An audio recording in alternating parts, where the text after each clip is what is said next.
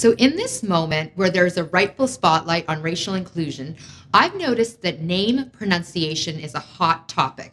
I know this because I keep getting questions through various social media channels about how do I teach people to say my name correctly? But people are also asking me about how do I ask someone about how to pronounce their name properly to signal that I care, to signal that I want to be inclusive. It's a great question, and a question that's near and dear to my heart, because with a name like Ritu Bhasin, you can only imagine how difficult it has been to get people to say my name correctly over the many years. And so I have figured out a way to ask for when I want to learn to say someone's name correctly, and I'm going to share that with you. But before I do, I wanted to say this is so important. Names are so important. Why? Because they tie back to people's identities. They tie back to people's cultural backgrounds. They tie back to who people are.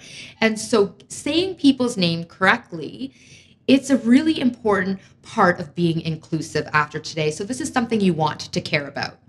So here is what I do when I want to ask someone about how to pronounce their name correctly. First of all, I'm all about scripting, as you may know from other videos. And if you don't know what I'm talking about, you can check out my scripting video online. But basically, scripting is the act of planning out in advance of a situation happening what we will say in that situation so that when we're in the moment, we have the language accessible. So you want to script out how you'll ask and practice it to make it easier. But here's what I do. Here is my script. When I meet someone for the first time, I will say to them something to the effect of, "Hi, it's so nice to meet you. I want to make sure that I say your name correctly. So could you just pronounce your name for me, please?" And then they'll say their name. And then if I didn't catch it the first time, because that does often happen to me, I'll say, so sorry, could you say it one more time?